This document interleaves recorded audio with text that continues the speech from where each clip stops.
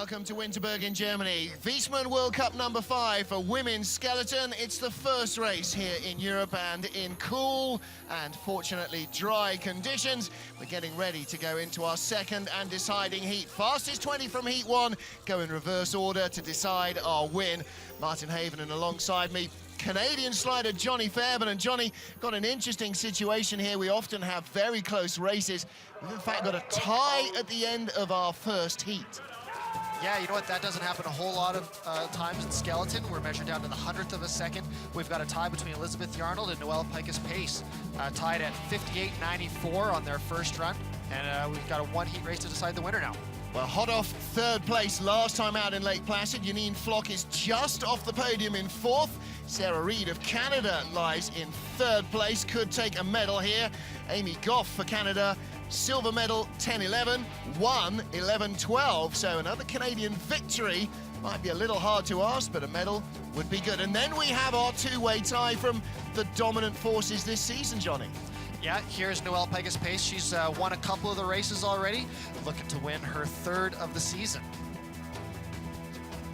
Noelle, very different in physique, but very similar in style to Lizzy Arnold. They're both really relaxed and fluid sliders. It just seems to come so easily. Yeah, Lizzy has been doing great. Again, one of the two big dogs in the women's field. You might want to rethink that phrase, but Lizzy Arnold and Noelle Pikus-Pace are the front runners, definitely in what might turn into a two-horse race. Sarah Reid, Janine Flock, Melissa Hollingsworth, Marion Thees, Shelly Rudman, Sophia Grebel maybe could get into the medals. We saw a lot of turnarounds yesterday in men's skeleton and in the two-man race. We saw similar movements up and down the top 10 in the four-man race this morning. This track is very close. Again, another tie there for 15 spots. And those are our runners who don't get a second go. Lucy Chaffer of Australia, the first of 4 who will not go. But it is a very close track in terms of time, so the possibility for gaining or losing positions in the second heat is always there. Yeah, we call second heat moving day. Anything can happen on second heat. Moving day, liking that. Well, there you see Sarah Reid, Shelly Rudman, Anja Huber, as ever, chilling out with the tunes. Fine adjustments to the sled, and measuring that center bar there, that's what you adjust to change the rock. It's not a flat runner, it's a little bit like a rocking chair. You can have more or less rock on it. Our start run kicks off with Lelde Priedulena of Latvia. She's the 20th athlete in place after the first heat, and our final two tied on time from the first heat, Noelle Pikus-Pace and Lizzy Arnold. That's where we will find out who is going to win the gold medal stroke gold medals, because that is entirely possible as well. If we can't separate them to the 100th, we don't go any further than that. We call them both winners. Everyone's a winner. Everyone's a winner here at the track at Winterberg as well. Big crowd on hand this Saturday afternoon to watch round 5 of the Women's Skeleton World Cup. First of our 20 athletes on track is Lelde Priedulena.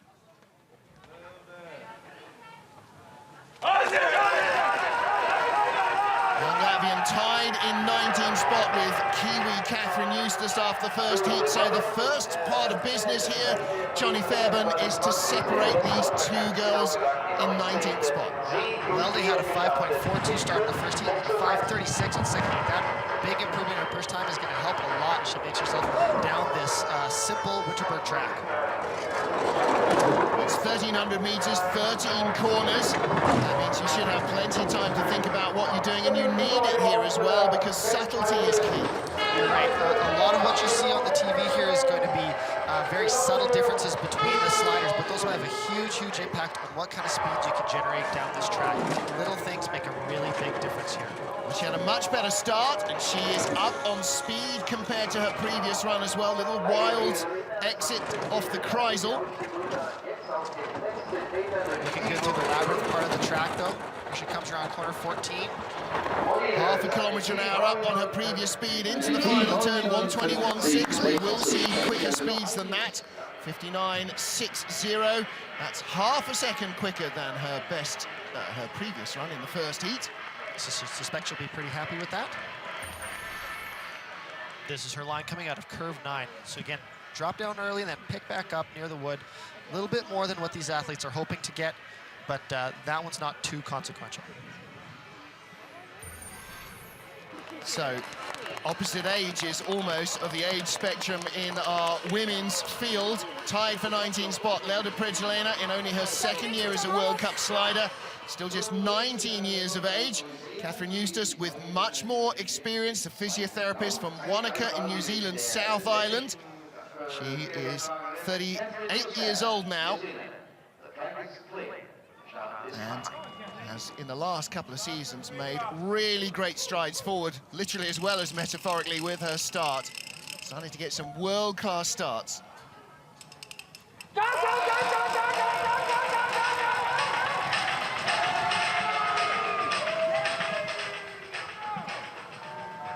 It's a 5:48 start for Catherine, a 500s improvement over her first run. So both the athletes have going down so far, improving on their start times. Sometimes that could be a consequence of track conditions as well. The track crew may have had an opportunity to do some grooming to the course between heats. We'll see what happens as more athletes go down the track. Well, we had 40 minutes between our two heats. The track crew were in the track working hard. Of course, we had the 4-man bobsleigh race this morning, and that does work the ice very hard indeed, so any extra fine-tuning will certainly not go amiss. 89 kilometers into the Kreisel. That's 55.3 miles an hour, 57.5 on the way out. Catherine was a little better around curve 9 than Lelde was, but she was back because of her start speed that she had from the beginning of the track. 1:21.7 again, just a whisker quicker than Priedulena down at the bottom. She's still behind by nearly 0.3 of a second, though, 59.88.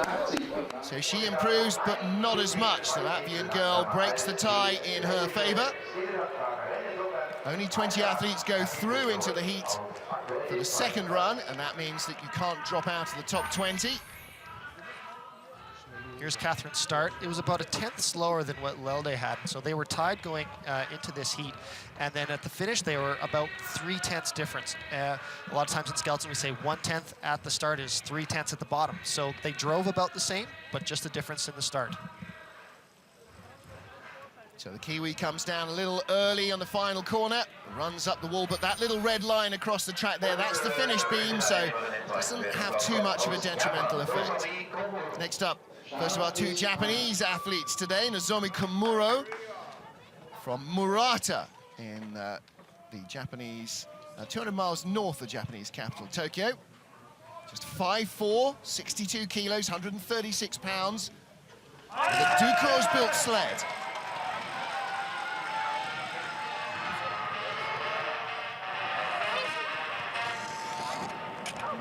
Nozomi with a 5.48 start. It's a little bit slower than her first run. I was contemplating venturing the opinion after the first two that the start may have held up a little bit with its pace as well. Maybe Nozomi didn't feel the spring in the muscles that she needed. It's a hellishly difficult thing to learn, I always think, Johnny, sprinting with your fingertips an inch or so off the ground. It's definitely something that takes a little bit of time to learn when you first start the sport. There's not a lot of things we do in life where you have to run as fast as you can while holding your ankles.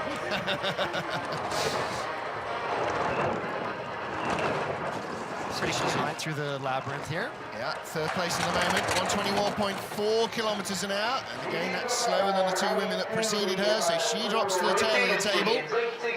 This is starting to show how great of a run that Lelde Priedulena had. Well, we spoke at the start about the fact that this track, often you get athletes so tightly grouped, you'll have 6 or 8 athletes covered by 1/10 of a second, and that's literally barely more than the blink of an eye. Yeah, 1/10 of a second at the speeds that we travel is about 3 meters of ice. So 1/100th is about 30 centimeters. So these are very, very tight distances that we're talking about over the course of almost 2 miles of track. Yeah.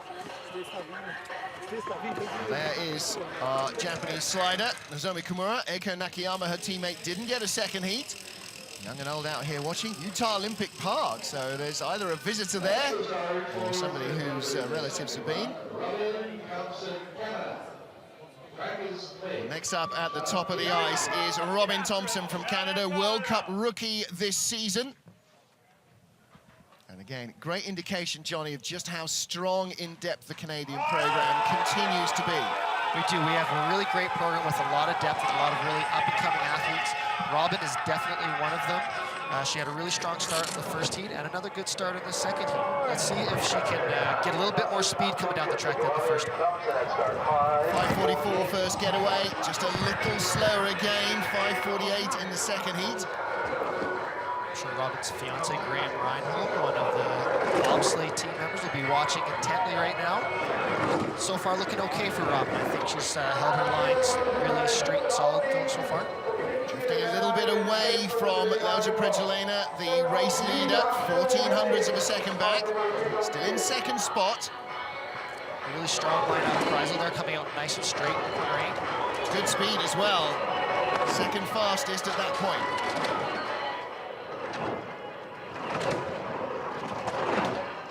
She's held her time compared to Lelde over the last interval. Let's see what happens over the last corner here. She has a good final corner. She could close, drift away a little to 1700ths away, 59.85. So again, faster than her first heat. I think Robin will be fairly pleased with that. She was telling me she was a little frustrated with how training was going this week. So it's always a little tough when you have that going into a race. But I think Robin should be fairly pleased. Well, there's a lot of pressure, isn't there, when you come up from a relatively quiet atmosphere of Europa Cup, North America's Cup, even Intercontinental Cup, and then you've got the TV, the noise, and the crowds that come to World Cup races. Yeah, it's little things that really matter in the World Cup. You can see the replay here of curve 9. She just gets picked up a little too much. That flops her off as she goes down the straightaway to curve 11. These little things really matter at the World Cup level, and Robin's still learning, and she's doing a great job. Well, part of that learning process for Rose McGrandle was being sent by British Skeleton to Lake Placid to the World Championships to see the atmosphere there. So when she came up into World Cup, and that has happened this year, she's not quite so phased out, or possibly, by the attention. Rose in 15th place, tied with Michelle Steele of Australia after the first of our 2 heats. Yeah, you mentioned about the difference between the World Cup and some of the other circuits. While we're still ultimately doing the same thing, you're still sliding the same track with the different levels. It's a different atmosphere. You need to learn to handle those things and just treat yourself in the same manner as you would at any level. She'll celebrate her 27th birthday, January the 24th. So where that will leave her in terms of Olympic qualification, I think she's going to have to wait another 4 years, potentially. 2800's up.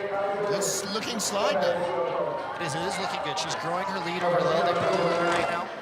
89.4 onto the Kreisel, quickest speed we've seen. 92.9, quickest speed we've seen off it as well. A good line out of curve 9 there. Well, she helps herself enormously with a 5:36 start. That's pretty competitive. A little rattle there as she gets to... Oh, she's still quickest, 122.8.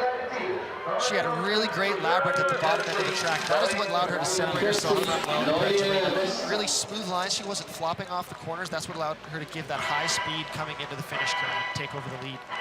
A 59.43 slide for Rose McGrandle of Great Britain, and that is 4500ths better than her previous effort. 59.43 would have left her tied for 6th in Heat 1. Here's her line coming out of curve 13 and 14. A little too much cross with a little bump, but not as high as some of the other ones we've seen earlier in Heat 1. That is part of what allowed her to be so fast at the bottom end of the track. That was a real top draw effort from Rose McGrandle of Great Britain. She leads with the first half dozen of our sleds down in the second heat in Winterberg. All of these girls have been faster than their first heat. So yeah, it looks like the track is getting faster from the maintenance that they did between runs. Well, Michelle Steele of Australia is next up. She was tied for 15th with Rose McGrandle of Great Britain, our current race leader. And Michelle, third fastest at the start. And Johnny, unique starting style has not paid off for her here. Got to get her hands on the handles there. That's an important part of not only performance, but safety for us on the sled. Well, traditional two-handed start has almost exclusively died out. It's supposed to be safer and more stable, but Michelle popped out of the grooves there at the start. That is really unusual for a two-handed push athlete to come out of the groove, especially as early as she did. I wonder if there's something in the groove that might have caused her to do that. That's not typical that the athlete would cause that to happen. How safe is the two-handed start? I remember a race when lots of girls were popping out of the grooves, and Anja Huber, for safety, went to the two-handed start to make sure she didn't have a start drama. Yeah, every once in a while, the track conditions necessitate that. 90.6 to 92.9 of leader Rose McGrandle off the Kreisel, and only 120.2 on the way down. When you lose at the start of a drag race, you're behind all the way. Woo, indeed. Rose McGrandle leads, and a very disappointing slide, nearly 2 seconds back from Michelle Steele, the second Aussie athlete today to throw their head in their hands. We are getting right to the crunch time of Olympic selection. Her teammate Lucy Chaffer didn't make the first heat, and I'm afraid Michelle Steele is going to be 20th in the second, and that is having a big effect on both girls. You can see the sled came out before it even went down the crest. That is a really unusual spot for the sled to come out, and you can see she tried her best to continue running with the sled and load on it as best as she could, but once it starts going sideways, there's almost nothing you can do. Riding it like a Cresta slider there with the hands at the front just to try and get the thing back under control, and the point of the elbow takes the real hit there as well. And now getting into a streamlined tuck. Horrible, horrible times for Michelle Steele. And there's not a single slider here, and very few fans that won't feel enormous sympathy. Annie O'Shea gets away very quickly. As little time to think about it as possible, and that's probably her best option there. Annie O'Shea just went in that same left groove that Michelle Steele did, and it looked a little wobbly as she comes out, so I do wonder if there's something with the track conditions that are causing the starters to have some problems. Chopping away with her toes to do tiny little steers. That was a thing that we saw in St. Moritz a couple of years ago, the Russians using a lot. And has adopted that as well. 5:49 getaway, second quickest start so far. Annie had a little bit of troubles earlier in the track, but it looks like she's getting her composure back here. It's going to be tough for her to catch runs with what's going on. 92.3 on the exit, that's good speed, second quickest. Gap is out at a third of a second, 0.4 of a second, and she's very well below the Kreisel. Again, we talked about this in the races yesterday and today. Such close groups of athletes. You can rise or fall. This is snakes and ladders, isn't it, on the nice sliding scale? It really is. It doesn't take a whole lot of mistakes on this Winterberg track to move you in a different direction. Here's the groove. You can see the sled going back and forth in that groove.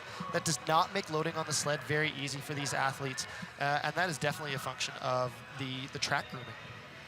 Not a confident load at all from Annie O'Shea. She could feel it moving in her hand, and that doesn't lead to a lot of confidence from the girl from New York State. One of the challenges is that there's a four-man bobsleigh race on before the skeleton earlier today, and with four big guys pushing that sled in the grooves, it can have an effect on what happens, and maybe we're still seeing that going on. 13th place after the first heat. Anja Huber took the silver medal last year and 2 seasons earlier.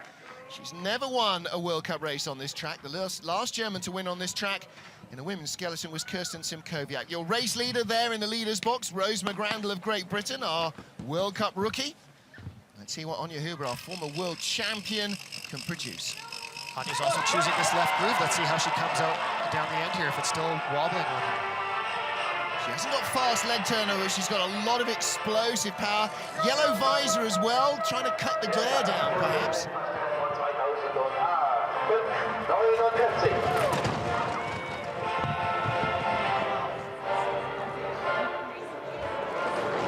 Anja looking pretty good through the first couple of curves here, but a little bit on the start deficit is keeping her behind Rose. Wow, she's dropped to 1700s back, but of course she is a German slider. She'll know this track intimately. 3/10 back, 89.2. Rose McGrandle 89.4 into the Kreisel. Johnny Fairbairn, she needs more speed if she's to stand a chance of catching the leader. She does. She looked like she had good speed going into curve 9. We'll see what happens down the bottom. And her labyrinth is looking smooth, and the speed is coming back. She's gaining time. 1:23, that's good. It's closing the gap. But it's not the Anja Huber that's taken silver medals here. Wow, 59.72. That's only 700s quicker than her first run. That's as good as she's got here. You can see Anja being a little disappointed, shaking her head. I also think this is speaking to how good Rose McGrandle had of a run. Yeah. She's looked pretty good coming through curve 0. Some of the Germans also call curve 0 the Lorenz curve, named for Kathleen Lorenz, who apparently crashed, flipped her sled once they first built that curve. Like Benesch, the first corner at Altenburg. Nobody crashes in the first corner. Yeah, Matthias Benesch, the local hero, does. Mickey Grunberger, the Swiss coach, counting down the moments before his athlete, Marina Gilardoni, goes on the track. But first, it's Maria Orlova of Russia, the second of our Russian athletes. She's currently lying in 12th place after the first heat. She is the third placed, but the second ranked in FIBT points. So she didn't have a great first run. A little bit of a skid going on to curve 0. Sometimes that can be really detrimental to the speed that you have into curve 1.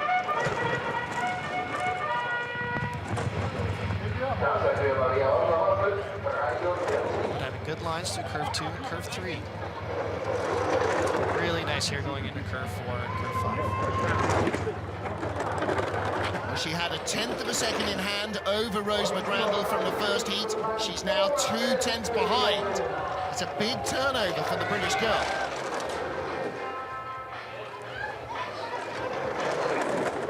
You watch this. I'm now going to go and research what Rose's best World Cup standing has been so far. It's really good speed for Maria. Looks like she's clawing it back a little bit. We'll see if it's going to be enough coming up the finish curve.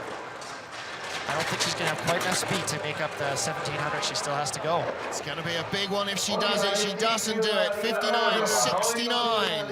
And Rose McGrandle's 59.43 slide. Like I said, in the first heat, that would have left her 6th.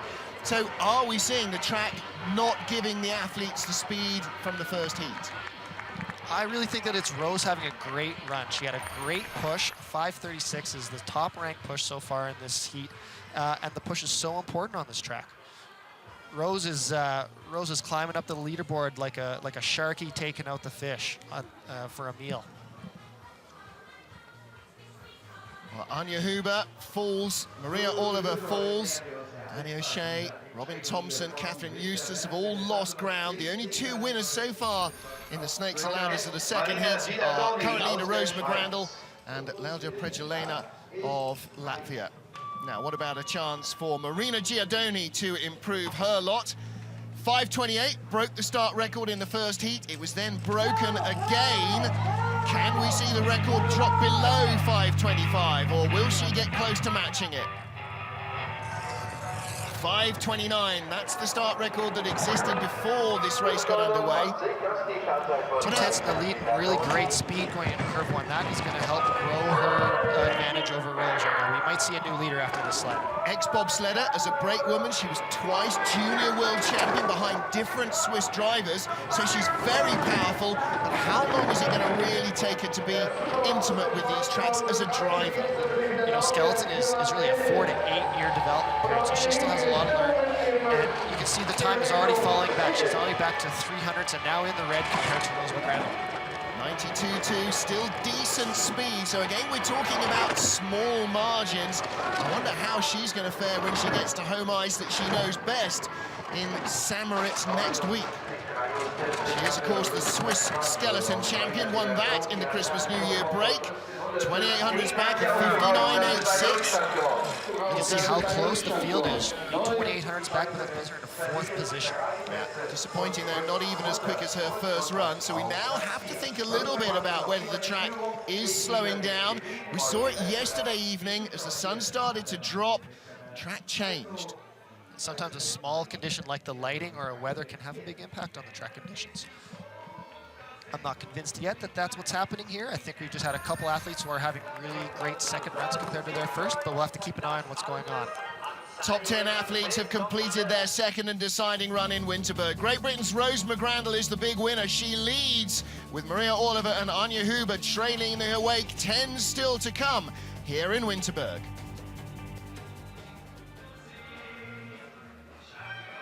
Well, 2-minute pause now to allow the network broadcasters to have their commercial. But Johnny, time for us to have a little think. Really, 2 girls have improved and everybody else has gone backwards. That's Rose McGrandle and Lelde Priedulena. So there's a combination perhaps of a disappointing first run and a much better second run for both women. Yeah, you're right. You know, both of them moved up quite a number of spots. As an athlete, sometimes that's not such a bad way to finish because you end on a high note and it makes you feel better about your race rather than if you did it the other way around and had a great first run and fall back. It's always nice to see that number 1 when you cross the line and get a little chance in the leader box. Just saw the core members of the Lizzy Arnold fan club. And there's some more down at the bottom, mum and dad, and her aunt and uncle who are very much responsible for Lizzy's, part of her funding to be on this tour. There's Rose McGrandle, our race leader. And there's lunch. No bratwurst, I noticed. Maybe that post-Christmas slump is affecting some of our spectators. So Rose McGrandle then, so far in the lead with 10 sleds to go. And I'm just trying to find what... why can't I find her? I'm going to have to do a little bit more research there in the FIBT rankings because she hasn't had a World Cup race this season. I believe this might be her first ever World Cup race. She was in the World Championships in 2012 in Lake Placid. But I don't think she's been in a World Cup race until now. I believe this is her debut. I think you're absolutely right. It's because I've seen her a number of times before that I start to get lost a little bit. She has, in fact, she currently lies second in the Intercontinental Challenge behind Sophia Grebel, also making her World Cup debut. Sophia's had 2 silvers, 2 golds. Rose, 2 golds, a 4th and a 3rd so far this year. So both girls on a bit of a rip. 10 sleds to go, Viessmann World Cup number 4 of the season for the Women's Skeleton World Cup. Olga Potylitsyna at the top of the track, 10th after the first heat, and giving away perhaps a little bit of track performance as she comes out later. Our current leader is Rose McGrandle of Great Britain. She's gone from 17th to lead with 10 to go. A good strong start for Olga. That was faster than her first run. See if she can hold this lead as she goes through this really flat part at the top of the track where velocity is really important. 1700s is her lead. The first heat, Olga came down 59.68 to 59.88 of Rose McGrandle. The lead before she started this run was 2/10, down to 1500s. This could be close. She got crossed a little bit too much out of the Kreisel into curve 8. Making a little struggle into curve 9 there. We'll see how this affects her velocity coming down. She is gaining time though. 2400s, 2/10. She should hold on. 121.4. Rose McGrandle, 122.8. So it comes down to 1600s. Not as quick as Rose's run, but enough to put her in the lead. That doesn't mean, although Rose now leaves the leader's box, that she couldn't pick up another few positions, because the next couple of athletes are similarly fairly close together. You're right, Olga's run looked pretty solid there. You can see she picked up a lot of time in the middle part of the track, kind of from about curve 5 until curve 9. This is her coming out of curve 13. A little bit of a skid, but she avoids that right wheel tap. The velocity that you see at the end of the track is really important to looking at what's going on, but it doesn't make a big difference on the time through the finish curve. What you're looking for is the speeds that are going into and out of the Kreisel. There is our new leader, Olga Potylitsyna of Russia. Great looking livery there, red, white and blue of the Russian Federation. And Taz, not quite sure how that works in the Russian iconography, but there you go. Now her teammate, Elena Nikitina. To my mind, this could be the real icebreaker for Russian skeleton success. Elena still very young, just 19 years old, but a real talent. Elena set the start record on the first heat. Let's see how she does again here. See if she can better it. 5:25, she equals the start record. That's impressive, not just the pace, but that she can produce it and replicate it.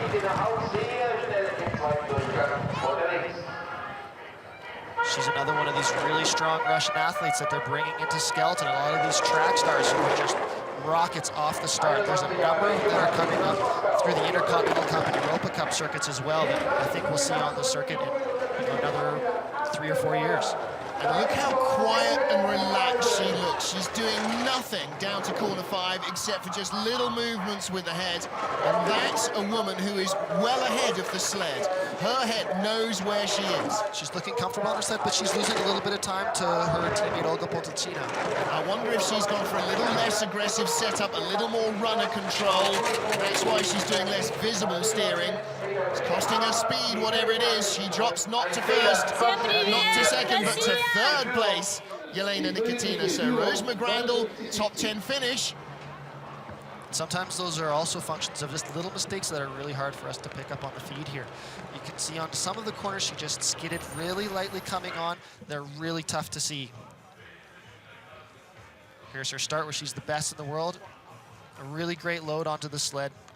Gives her that really fast time.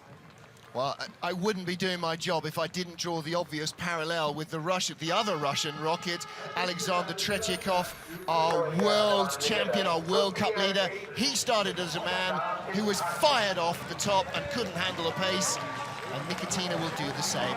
She congratulates her teammate, Olga Potylitsyna, who leads, and we still have our 8 fastest sliders to come. Sophia Grebel of Germany, 8th after the first heat. Another World Cup rookie making her debut here. Leads the second tier of sliding, Intercontinental Cup this year. 2 wins, 2 silver medals. Can she get in the top 10 here as well? Sophia just equaled her start time from the first heat. Looking good through this flat section of the track. Looking really smooth, straight lines. Just had 21-year-old Elena Nikitina. This is another very young athlete, just turning 22 in the middle of last summer. Started really smooth coming onto the Kreisel curve there. I think the speed is going to continue through this. You can see her lead is gaining. She's got really great form and really great speed coming through the labyrinth section of the track now. Started sliding age 10 in luge. That's the feet-forward sliding sport. Great speed. Yeah, awesome speed. 123.5, 76.8 miles an hour. Sophia did really great through the Kreisel curve and through curve 9 and into the labyrinth. That is where she really made the difference between herself and Potylitsyna into allowing herself to become the new leader. 59.18 would have left her in 3rd place after the first heat. That's a great run from Sophia Grebel. Here's a look at her labyrinth. You can see how smooth she is coming off that curve 13. No skids, no tapping that right wall. Fastest speed of the heat so far. Grebel really laying down the marker. That could see her pick up 3 or 4 places and potentially put out 2 of last year's podium finishers who are coming up next. There's Olga Potylitsyna handing over the lead to Sophia Grebel, making her World Cup debut, Grebel. Potylitsyna won on hers. Here's our world champion, Shelly Rudman. Last year's monster teeth are gone for a big, happy smile. I'm sure daughter Ella had something to do with that. Kristen Bromley, the sled builder, her partner, holding the sled, ready to set Shelly on her way. Race winner here last year and 3 years ago, Shelly Rudman. She knows how to get the best out of this track. Can she produce a great second heat? A little bit slower push compared to her first heat. With how fast Sophia pushed, this could be tough for her to catch. You're going to wonder whether, with the refrigeration on in these damp conditions, the start is frosting over to preserve the rest of the track. 10th back. Her lines are looking good. This will be interesting to see what this next speed is compared to Sophia's. She had 900s in hand over Sophia Grebel before the run started. She's now 2 tenths behind. And slower speed than what Sophia has. From this point on, it's very difficult to catch if you're down on speed. Shelly Rudman in 4th place on split times at the moment. Another scorpion kick as she comes out from the Kreisel. continues to lose speed. We'll see what happens as she comes around this finish curve. What place is she going to be in when she crosses the line? Only third best speed, and that drops her down to third place, a 59.73. That's nearly 3/10 of a second, 3/10 of a second slower than her first heat. Well, Johnny, one of the first things you've got to find in this sport is consistency. 2 runs are what count, not just one good one.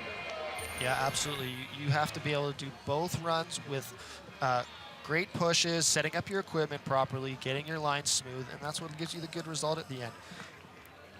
One of the things that Shelly had on this one is her start is a little bit slower than a lot of these leaders right now, and that, even though she may have had good speeds coming down the track, with that start deficit, it's really, really hard to catch with how deep the field is these days. Well, as you head into your 30s, the younger athletes are getting quicker and quicker. That's the same for Marion Thees. She was never among the fastest, but now just about to turn 30. She'll have her birthday this summer. The policeman from Oberhof, still one of the great technicians of this sport. Sophia Grebel, our race leader. And how far up the order will she rise? She leads with this girl and 5 still to come.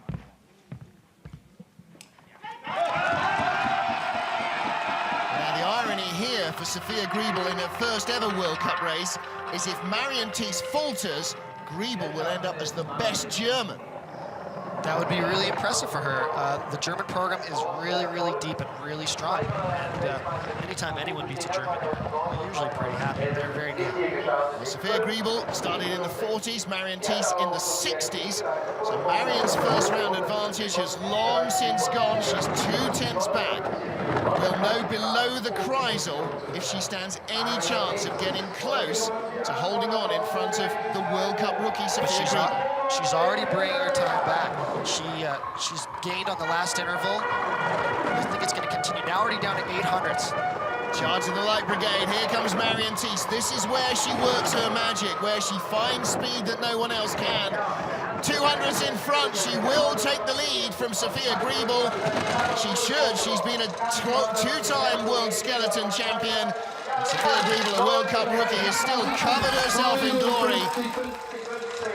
Marion Thees pulls it back, 59.15. That's a very good slide from her. And again, that would have left her third after heat 1. You can see how excited she is about that run. That was a beautiful run for Marion.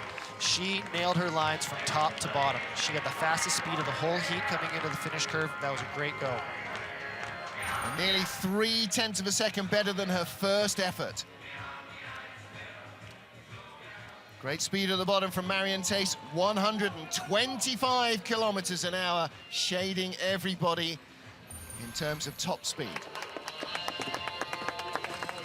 Marion Thees leads from Sophia Grebel, Olga Potylitsyna of Russia in third place. We have 5 to go. Canada's Melissa Hollingsworth, a former medalist on this track. She lies in 5th position after the first heat. She was my announced partner yesterday. I'm Martin Haven, alongside me, her teammate Johnny Fairbairn, who raced in yesterday's men's skeleton race. Well, what about this? Can Melissa fight her way into the medals, Johnny? Well, I'm really excited for Melissa. I think she was training really well all week.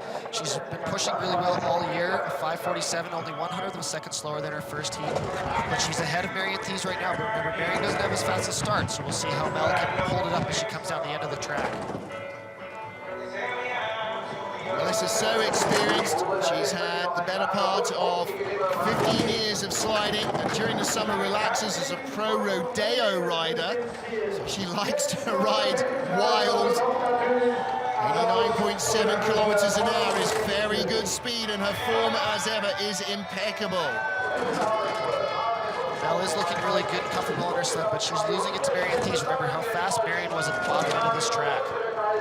Just in the lead. Is she going to be in the red this time? She is. 600s back, so she'll slip a spot, maybe 2. Speed 124.4, very good. It's third place though. She drops behind both the Germans. Oh, tied. Yeah, tied for second place. Third fastest time, tied for second place. Wow. More ties and still 4 sleds to go. And again, here's Mel's start. She worked really hard all summer long to change some of the technique on how she's running, and it's really transferred well for her into her start times. We talked about her working with a Bromley sled and with a Davenport sled. She's now settled on this Davenport and letting it fly right to the line for every whisker. Yeah, sometimes you get picked up a little bit on the end of that finish curve, but it's so close to the finish line. It's probably harder on your body and your runners than it is on your downtime. Talk's a good race, slide's a good race too. Next up, Janine Flock of Austria. Last time out in Lake Placid, she took the silver medal, her first ever World Cup medal. She could take her second here. She lies in 4th, less than a 10th away from a medal. Good start for Janine, a couple hundreds faster than her first heat. But again, Marion had such a great second run. It's going to be really tough for these girls to catch her at the bottom of the track. But she's got a big lead going on here. 36 hundredths, that's what the speed at the start has done for her. Now what she's got to do is keep the runners going straight down the ice. Sophia looking really smooth, only losing a couple hundredths over that last interval. Good speed. I think she's looking okay in a nice straight line into curve 8. Her focus now won't be thinking about who was behind her in the first heat. It's only thinking about who was in front. And that's what winning a medal does. It changes your mind. Wow, this is going to be very close indeed. 122.8 to 125. She'll go behind by 0.05 of a second. 59.27. That was very close. Marion Thees perhaps might rise up the order from 6th into the medals. Janine Flock comes up just a fraction shy, but she's now a different athlete. With that medal won, everything looks different. Yeah, you can see a lot of the confidence that Janine is showing. Here's probably the biggest mistake she had. She can see her left toe out, trying to correct that line a little bit too early into curve 9. Sometimes that can create a little bit extra height coming around. This is her curve 13. Nice line off curve 13. But not enough speed compared to Marion Thees. Hey, Peter van Wees down there at the bottom, former Dutch skeleton slider and athletes rep, and there is a beaming smile from Janine Flock. Marion Thees, our race leader. 3 to go. Canada's Sarah Reid. Amy Goff of Canada took the bronze medal in 2011, won in 2012. Can a Canadian woman strike the medals again here? 3rd place after the first heat for Sarah Reid. She's got a real chance, and her start has got to help her. What a great start for Sarah. Look how far she ran with her sled. 5:36, great start for her. I'm sure Amy Goff is watching back at home, cheering on Sarah really loudly right now. She was 1600s in front of our current leader, Marion Thees, from the first heat, and has just outstarted Marion by 0.3 of a second. She's half a second up. Sarah's line's looking really smooth through that flat part of the track, through curve 2 to 4. She's lost a little bit of time so far, but things are looking smooth. It's going to be tough to see what happens at the end of the track when Marion was so fast. Needs to be as close to 94 kilometers an hour as she can get, 93.3. Time is ebbing away from 57 to 3800s up. Hold on, Sarah, I think you can do it. It's gonna be really close. That's what she needed to be smooth. 123, there's not enough ice left to lose a 1/4 of a second. She takes the lead. Sarah Reid guarantees herself a medal in Winterberg. Sarah, I think she'll be really happy with this result. It's always hard on these German tracks when these German athletes do so well. Let's see, pumping her fist, showing the #1 finger there. She'll be happy. The Roach coach loving that one, and Sarah Reid is in the lead with 2 to go here in Canada. In Winterberg. There's her transition off curve 13 or 14. Little skid. That would have cost her some of that speed at the bottom, but it was still enough to hold on and take over the lead. Coach Kelly Forbes, real excited. Yeah. Oh, she's happy with that, and congratulations to Melissa Hollingsworth as well. And now we have our leaders. First are left to go. Noelle Pikus-Pace and Lizzy Arnold, the standout women so far this season. Not battling one against the other for the lead, but tied for the lead. There's Sarah Reid in the winner's box at the moment. She will stay on the podium, whatever else happens.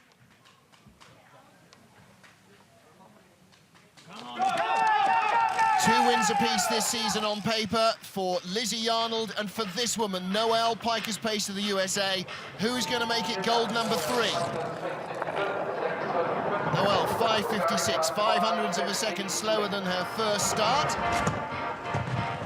This is the point where Noelle really excels. She's a smooth slider. She has great lines. Gonna watch her pick up the speed already. You can see she's still already in the green compared to Sarah.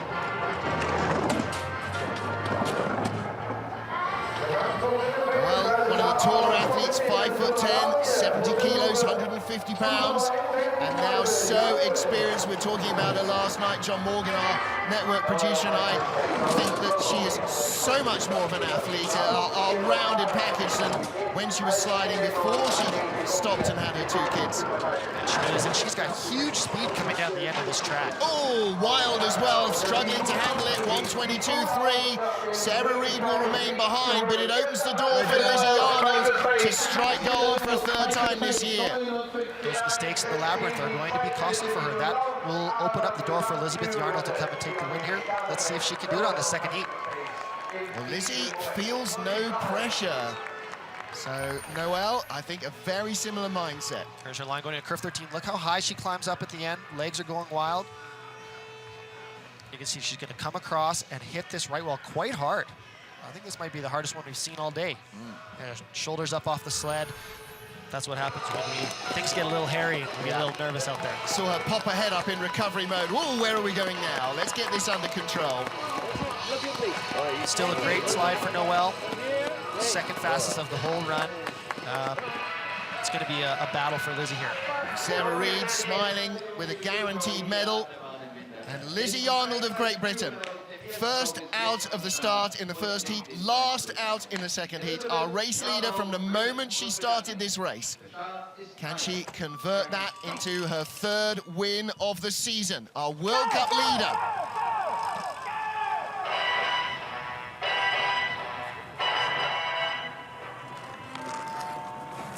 5:39 first heat, 5:34 second heat. You know she means business. Really great velocity into curve 1. That's a couple 10ths of a kilometer faster than some of the other sleds we've seen going in there. And the lead is growing. Really smooth lines from Lizzy here. She had a little bit better velocity in the first run, 61.4 to 61.7 in this 2nd heat. 90.8, quicker than the first run by half a kilometre an hour. She's extending her advantage. Great speed again at a quarter 9. If she gets out smooth here, what she does, this is going to really help her labyrinth. 95.1, not quite as quick as Noelle Pikus-Pace, but Noelle was wild here and Lizzy is tidy, and that's what seals it. 125 kilometres an hour, fastest speed for Lizzy Arnold, and victory number 3 of the season. Andy Schmidt looks delighted with that. Lizzy Arnold, 58.59. That's very nearly half a second quicker than her first heat. A very impressive slide from the girl from Sevenoaks in Kent. What a great run from Lizzy, from the starting block all the way to the finish line. She nailed that. That was the fastest heat in the entire race. She just blew the field away today. Family support down at the finish area. Congratulations to Elizabeth Arnold, the World Cup leader, extends her advantage here. She claims her 3rd win of the season. Isn't that fun to do that in front of all the family and friends too, hey? Yeah, absolutely. And these 2 girls, Lizzy Arnold and Noelle Pikus-Pace, made a real race of it. In the end, one mistake perhaps too many from Noelle allowed the door to open, and Lizzy Arnold doesn't need a second opportunity. She claims gold here in Winterberg. The first gold medal of the European campaign goes to Lizzy Arnold of Great Britain.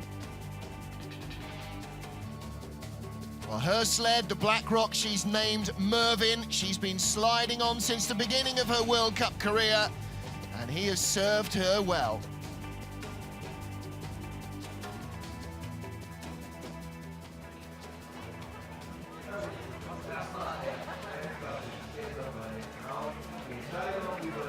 Well, the British Skeleton Federation have got quite some successes under their belts. Lizzy Arnold claims win number 3 of the season. Noelle Pikus-Pace takes the silver medal, her first World Cup medal. No, it's not, she took bronze last year. And Sarah Reid takes 3rd place, her bronze medal here, her first in Winterberg. There you go. Lizzy looking pretty happy with that. Mum and dad, aunt and uncle down there at the finish area. And I'm sure there's a lot of Arnold family members watching back home in the UK as well. British skeleton, bronze in Salt Lake City, silver with Shelly Rudman. Following on from the success of Alice Coomer, she took silver in Torino, and then Amy Williams taking the gold last time in Canada in Vancouver. And they've got a good, strong team as well heading in to the games in Sochi. It is quite the legacy for the British skeleton team, and Lizzy's going to have a really great opportunity to continue that. You know, she's been sliding so well and doing so strongly. She's got a great shot. And Johnny Fairbairn, as a Canadian, of course, you've got to be absolutely thrilled with Sarah Reid on the podium. Your smile nearly as broad as hers. Yeah, it was real. It's always exciting when you see your teammates do great. And don't count out Sarah in Sochi either. She had great training there when we were there in November. And I'm looking for her to do great there, too. Yeah, she is really coming strong. There is Sarah Reid. She joins Lizzy Arnold and Noelle Pikus-Pace on the podium. And as ever, athletes swapping notes. What did you do in 7? What did you do in 9? How did that work for you? What about the start? There's always lots of that sliding gossip going on at the end there. Absolutely is, and nobody goes, oh, I'm not telling you any of that stuff, because it doesn't matter what happened. It's now what's going to happen next that you've got to start focusing on immediately. But all of that data goes into your data bank. So one day you'll draw on everything you've used. We dream of that day. Yeah.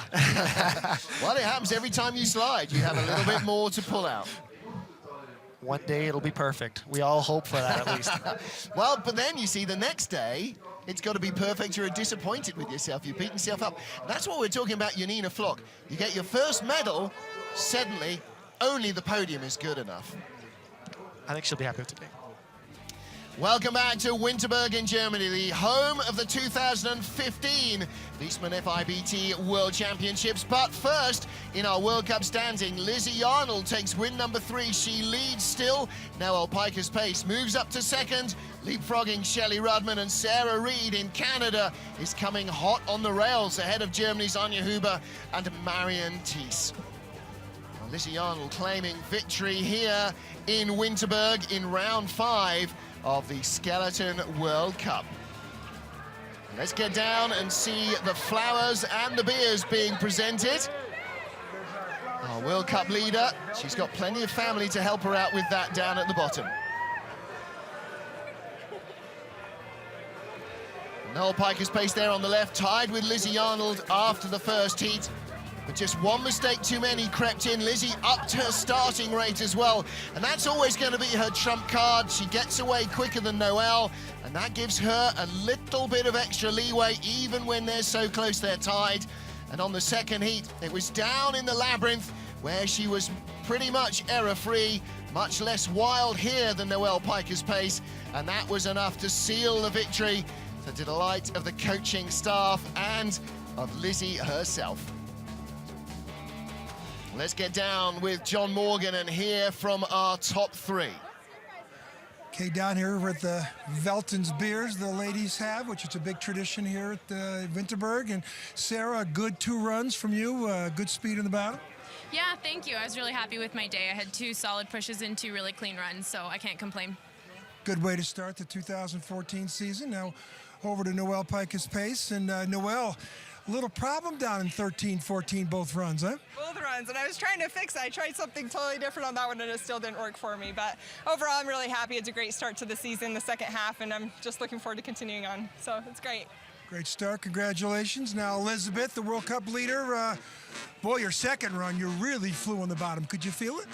Yeah, I could feel a little bit more speed. I've got to give thanks to my coach, Andy Schmidt. We had a plan, and, you know, we're bold enough to sometimes change the plan, to try new things. We've got great equipment by UK Sport, and we're starting to dream ahead now to Sochi 2014. So fingers crossed it goes well, but I'm excited, I'm looking ahead, and I can't wait to hopefully go to the Olympics. Great way to start the season. You might need some help with that beer. Congratulations, ladies.